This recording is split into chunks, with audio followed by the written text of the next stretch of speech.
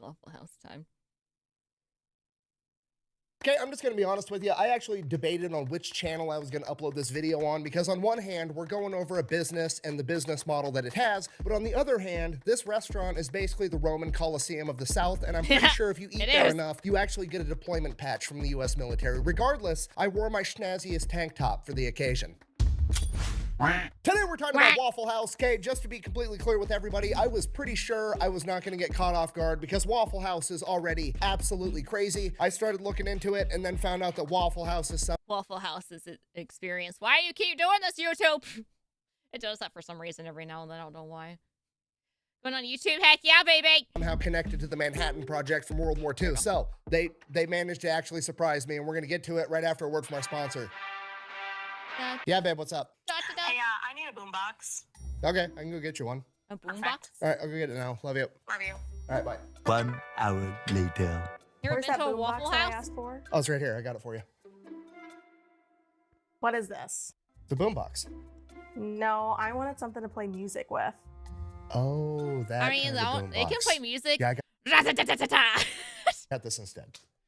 Okay, we'll go to the store and get me a boombox so I can listen to music. Can I keep this one still? I don't care. Hi, everyone. Look at this graph. I know you want a sub. It's free, and it helps me out so I can continue to post more often. If you like what you see, ring the bell so you don't miss any videos. I've recently upgraded my computer, and I am now live on YouTube and Twitch most nights around 7 to 7:30 p.m. CST. I do a little yapping, reacting, gaming, and the occasional ASMR. Okay, thanks, bye. This He did it on purpose, he knew! Okay, super simple business model. You give them money, they turn around and they make sure that online data brokers are not selling your personal information online. Okay, here's the deal. Pretty much anytime you use a free service on the internet and you click that little box that says, I agree to the terms and conditions, you've basically just agreed to allow them to harvest as much of your personal information as humanly possible. They then turn around and sell that to online data brokers, and that's how they can afford to offer you a free service. But when you have Delete Me, they go and they monitor all of these online data brokers for your personal information, and then if they find it, they submit all the opt-out forms on your behalf, so they have to take down and stop selling that information. So when you buy Delete Me, you're not actually buying. Shoot, if my information is sold to someone, they got ripped off. Sorry, you got the bad end of the stick. Sorry. Hi, Uni. Hi. You don't agree? You better agree to my terms and conditions. You better. I shall ban you if you do not. Gun range stream when? Can I do that on Twitch? Like a live one, or at least like a recording of one? I mean, I would be down for it. I've had a pew pew before. I was a pretty good shot with a pew pew too my first time. If I do it now, it probably wouldn't be.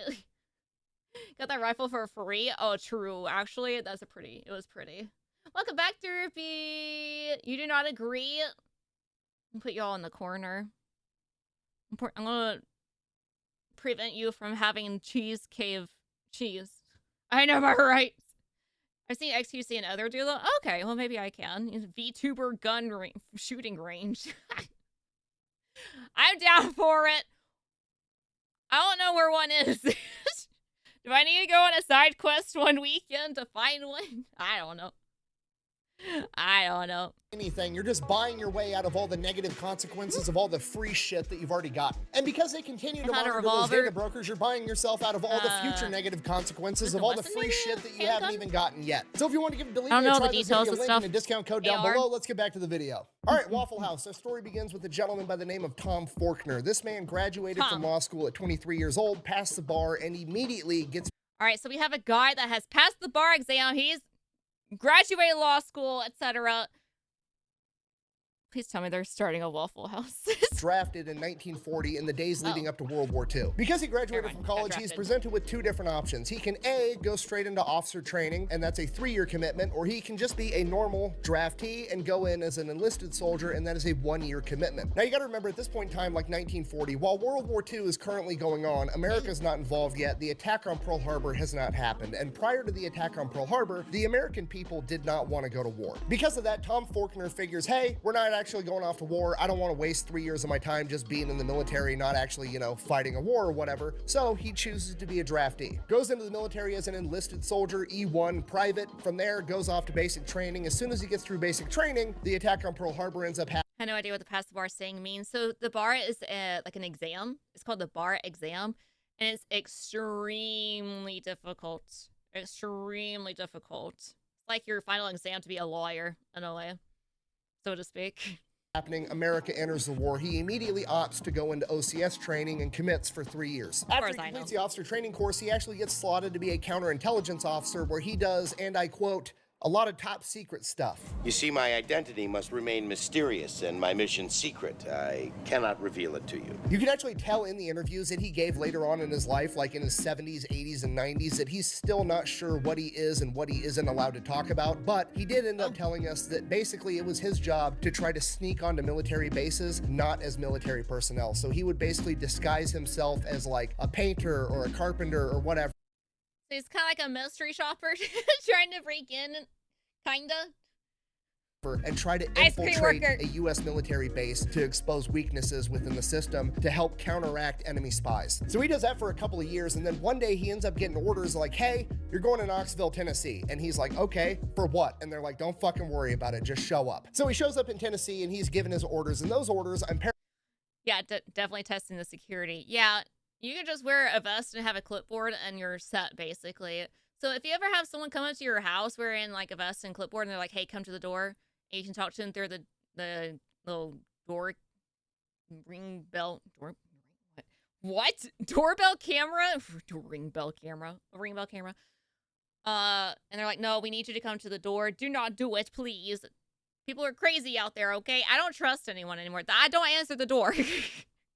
You can, if you need to talk to me, leave something, and I probably won't contact you back. Paraphrasing here, but they're essentially, hey, here's your partner. You two are going to hop in that truck, and you are going to drive it from Knoxville, Tennessee to Los Alamos, New Mexico. I'm one of those that if the doorbell rings, I duck in the floor and I hide and pretend I don't exist. You guys are going to dress in plain clothes. You're not going to look at what's inside the truck. You're not going to talk about what's inside the truck. You're going to take this map and take that exact route. This route avoids every major city and every major highway. You are going to drive straight there, 53 hours straight, taking turns sleeping in the passenger seat and not stopping for any reason whatsoever. And he does this for the next year and a half, pretty much non-stop. And then like 20, 30 years after the fact, he finds out that he was actually hauling the majority of the enriched uranium for all of the nuclear testing and the building of nuclear weapons. Which, as we all know, brings about the end of World War II, at which point he gets out of the military, moves back home to Atlanta, Georgia, starts helping his dad out with his real estate agency. Now, he does that for about 10 years, and during this time, he ends up selling the house right next door to his to another guy by the name of Joe Rogers, and they pretty much become best friends. Joe Rogers was also an Army veteran. He was actually a pilot that flew B-24s in World War II. When Joe got back home after the war, he did not want to go off to college, so he actually just took the first job that he was offered, being a short order cook at a now defunct restaurant chain known as Toddle House. He worked his way up, becoming a restaurant manager, then eventually becoming a regional manager. And then one day, his neighbor and best friend, Tom Faulkner, real estate agent, always looking for the next investment, comes to him and is like, hey, I'm thinking about opening up my own restaurant. I can get the real estate deal going on that side. I just wanted to know, like, if I opened up and bought a franchise of Toddle House, would you be willing to run it for me? Now, at this point, it's like 1954, 1955. Joe Rogers has a ton of experience inside the restaurant industry, and he basically tells his best friend, like, hey, don't open a Toddle House. You should start your own thing. Toddle House's business model isn't that great.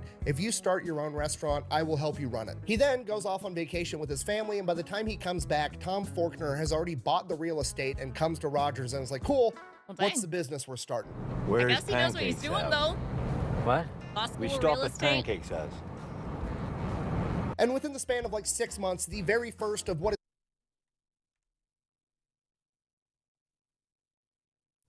Pancakes House. They're not buckled. They're not buckled up. I'm disappointed. And within the span of like 6 months, the very first of what is now the legendary restaurant chain of Waffle House opens. And Waffle House is legendary, probably for all the wrong reasons. I mean, even if you've never been to a Waffle House, you've heard about Waffle House because, well, I mean, Kid Rock got in a fight there. You've got Haley Booth, the viral Waffle House cook known as the last chairbender. The chairbender lady? There's entire subreddits and YouTube channels almost exclusively dedicated to all the fights that break out at Waffle House. Yeah, you get free entertainment at Waffle House. You have to be lucky. You're lucky if you get that free entertainment. Sadly, I haven't been lucky. My times have been boring. Maybe I'll get lucky one day and not be involved. I'll be a bystander. I remember the first time I went to a Waffle House. I stretched first, I grabbed a GoPro, I was ready to yell World Star, Nothing exciting happened. I just had delicious breakfast at like 3 o'clock in the morning, which is probably 99% of people's experiences because despite all of the negative PR, Waffle House makes a ton of money and has an incredible business model. Okay, Waffle House had about $1.4 billion in revenue last year, which is about $650,000 per location. And when you take into consideration that each Waffle House is absolutely tiny, that's really impressive. Out of their 2,100 tiny Waffle House locations, their yearly stats are 58 million cups of coffee, 124 million waffles, 153 million servings of hash browns, 272 million eggs, which is about 2% of all the eggs consumed. Why don't they call it the Egg House? Because that's what they mostly make. In the United States of America, and 85 million strips of bacon. Yes, I did the math. That is about 8,000 miles worth of bacon. I worry what you just heard was, give me a lot of bacon and eggs. What I said was, give me all the bacon and eggs you have. So Waffle House is obviously doing something right. What exactly are they doing? Well, it all comes down to their business model and their branding. Now, with the Waffle House branding, all the negative... Now, I hope he talks about how they stay open during everything except during like natural disasters. PR about fights always breaking out at Waffle House, in a way, has actually helped them out a ton because Waffle House, by and large, is pretty much a regional chain. It's primarily down in the South. Yet, Waffle House has become a household name pretty much everywhere in America. You could have never even seen a Waffle House, and you already know Waffle House is open 365 days a year, 24 hours a day, and they serve breakfast. Why do you know they serve breakfast? Because their name is fucking Waffle House. I mean, look at this sign. You're driving down the road, you see that, you know everything you need to know. They sell breakfast. The end. Do that with another breakfast place. If you're not from there and you don't know what a Denny's or a Perkins or an IHOP is, you have no idea. It's just a restaurant, maybe. You got breakfast, you got brunch, you got Brenner. Waffle House, they're selling waffles, which means there's like a 99% chance they sell other breakfast food. Fucking sold. I'm in. So already, the branding is absolutely incredible, but here's the true genius of it. Why did they call it Waffle House? Why didn't they call it Breakfast House or Bacon House or Hash Brown House? It's because waffles had the highest profit margin. I cannot stress to you enough how absolutely genius that is, right? Because you don't need to sell breakfast, all right? Everybody's already in on breakfast, okay? I could be blackout drunk at 4 in the morning, and you could ask me, hey, do you want breakfast? Yes, I want breakfast food. Especially, I love, like, breakfast casserole stuff, like the eggs and cheese sausage stuff and hash browns. I love hash browns so much. Coming up like the Undertaker every single time. And then you go, the only thing open right now is Waffle House, okay? They only sell... They only sell breakfast for lunch and dinner, too. No, they sell breakfast throughout the day, but they also have, like, burgers. They have, like, a steak thing. They have other things. I just always get, like, the omelet. I haven't been in years, though. Waffle House vlog. Maybe I'll witness a fight.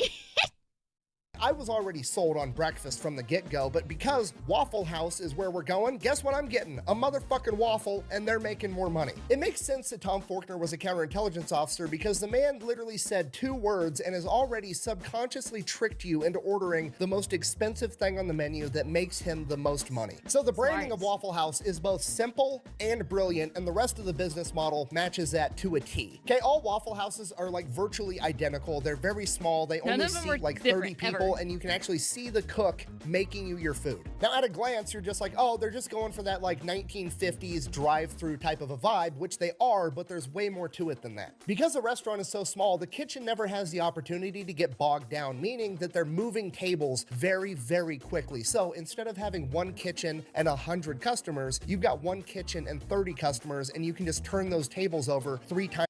Yeah, you can just lean over the counter and say, here's your food. The ones that are right beside the counter is very convenient for them. They're like, here you go. I have to come around. Here, take it. times faster, which pretty much guarantees that every customer is going to get exactly what they wanted. Okay, they're not going in there for 5-star dining. They're going in there because they're hungry and they want breakfast, and now they're going to get breakfast really quick in a small setting that doesn't feel like a packed restaurant where they have to wait in line to be seated. And I know what you're thinking. What if one Waffle House just reaches its maximum capacity, right? What if it's just completely full with a line out the door 24/7 every day of the year? Waffle House surely would build a bigger Waffle House, right? No. We're going to take the same parking lot, and right next to that first Waffle House, we're going to build a second fucking Waffle House, okay? The plan is working, and if it's not broke, don't fix it. Which is one of those things that seems dumb, but is like, what do you mean make it larger? No. More. Make more. actually brilliant. So obviously speed is key to this business model, and they've done themselves a big favor with their menu because their menu is overwhelmingly simple, okay? It's literally one side of one piece of paper. Okay, the entire menu is comprised of like 10 things. They have waffles, sausage, bacon, ham, eggs, toast, biscuits, gravy, butter, and syrup. Guess how many flavors? Have they changed the menu at all, or has it been the same forever? How many Waffle Houses did you see during your drive? I didn't think about it. So I should have started adding up, but syrup they have. One, it's fucking syrup flavored syrup. The entire menu is simple, exactly how it's supposed to be. Oh, sorry, they have hash browns too. Sorry, 11 things, not 10. Anyways, moving on. Another reason they do so good is they actually might be the best fast food chain when it comes to taking care of their employees. They pay them higher than average, they have super flexible schedules, and they're one of, if not the only fast food chain that actually offers all their employees healthcare and dental insurance. Oh, okay, and I know what you're thinking. You're like, okay, but really, how good are they actually treating the Waffle House employees? I got the one stat that's everything you need to know, okay? Waffle House treats their employees so well that employees are willing to commute into a natural disaster to work at a different Waffle House when the occasion arises. Yeah, Waffle House is open 24 hours a day, 365 days a year, and they fucking mean you got tornadoes? No problem, we'll be open waiting for you. it, okay? Whenever there's like a hurricane coming or some type of impending natural disaster, Waffle House organizes what they call a jump team, a bunch of Waffle House employees from a different region that's going to be unaffected because they know that their local employees are going to be busy taking care of their own family and their own houses during a hurricane. So they bring in teams from outside the region to work inside of a natural fucking disaster, and they're willing to do it. I never said thank you.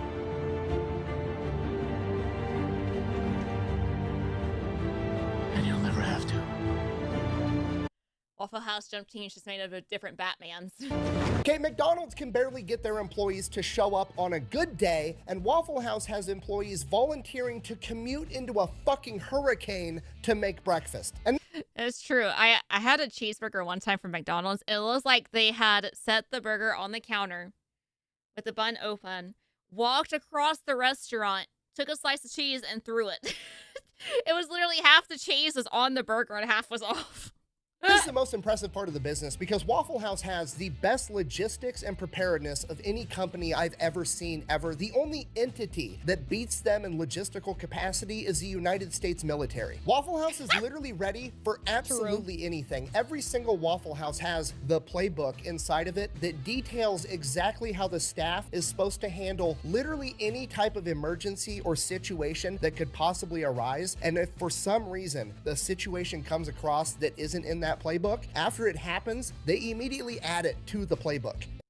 Waffle House will actually cover the jump team's travel and housing. Waffle House on a different level, my God. It covers tornadoes, hurricanes, floods, a hole in the roof from a branch falling, a car driving into the restaurant. You can drive a car into Waffle House and they're still planning on staying open. The playbook even has detailed plans for every type of disaster for what the local employees, while they're not working, should go home and do to make sure that their house and their family are safe as well. Every single Waffle House has a backup generator. The stovetop, it runs on propane, and they have a bunch of extra propane tanks on hand. Flashlights, candles, batteries, backup water. They have a special menu of what they're able to serve when the water is out and oh, hey, the power's out. Oh, hi, welcome to Waffle House. Here, take a flashlight and have a seat. Try to find your seat with the flashlight. Here's a glow-in-the-dark menu. they're running on reserve water. When a Waffle House location is going to be in a disaster area, that Waffle House stocks up. That's when you can enjoy a nice candlelit dinner at Waffle House. on extra food, and then all of the neighboring locations in the unaffected area also stock up and stage food there to get them more food when they need it. If Waffle House is a standing structure, those motherfuckers are serving breakfast come hell or high water. I'm not leaving. I'm not leaving. Dedication. I'm not fucking leaving. Serious. Waffle House is so good at this that FEMA uses them to gauge how bad natural disasters really are. Yes, FEMA, the Federal Emergency Management Agency, literally uses the Waffle House Index to gauge how bad a disaster is. Okay, green, Waffle House is running as normal. Yellow, Waffle House is using the backup generator or having to use an altered menu. Red, Waffle House is closed. People are probably already fucking dead by that point. Waffle House is literally the Terminator of the fast food They closed during the eye of the hurricane. industry, okay? The fact that the federal government, probably the most powerful entity on the planet, maybe ever, looks at a chain of restaurants and is like, man, if Waffle House is closed, we need to mobilize the National Guard is fucking crazy. Now, maybe you guys are thinking the same thing I was at this point in my research, and I'm like, man, I need to invest in this company. I need to see if I can open up my own Waffle House franchise. This company's awesome. And this is where the bad news comes in. I mean, technically you can franchise a Waffle House, but most of us probably can't. The company is privately owned. It's not on the stock market. It's still owned by the families of the original two founders. And while they do allow franchises, they are super picky about who they let buy in to have a franchise, and they make it very, very expensive to buy in to make sure this is actually what you want. And while that is unfortunate, I think it's actually kind of awesome. It's a company that actually has morals and cares about their image more than they care about next quarter's profits, okay? It's a company that is committed themselves. I don't know, making people stay during like these natural disasters, but then again, they have the jump team for that, so they do actually care about the other employees. The jump team is like full force. Themselves to making breakfast under any circumstances, and they're gonna see that through till the very end, even though they could probably make way more money by just selling franchises and letting whoever the fuck throw up a Waffle House. And now for the fairy tale ending, Joe and Tom worked together as best friends for 62 years to build Waffle House into what it is today. They both passed away at the ages of 97 and 98, and now Waffle House and their legacy lives on as that company is still being operated by their kids, and that is the American dream. Get together with one of your best friends, pick a goal, even if it's something as simple as serving breakfast to people, and never let anything get in between you and achieving your goal, even hurricanes and floods and natural disasters, apparently. Work with your best buddy for 62 years straight, and then die together and hand it off to your kids. In conclusion, Waffle House is the most American company ever, and that's why I love it. Thank you for watching. Best way to support the channel is go buy some merch over at thefatelectrician.com. Quack bang out. Just two homies that dedicated their life to serving my drunk ass breakfast at 3 a.m. I'm gonna get teary-eyed next time I go to a Waffle House. Waffle House is very emotional. Welcome back. The Waffle House will give advice to the local team on what to do with their families and homes to prepare them for the upcoming disaster. That's amazing. I love that. It's like they're ready for anything, you know? Like, hey, you know, the normal people, look, make sure you protect yourself. All right, squad. You ready for this? Are you ready? You're gonna need a helicopter to get here. Oh, hold on. We got you a jet ski. Oh, don't worry. We got that covered for you. Just...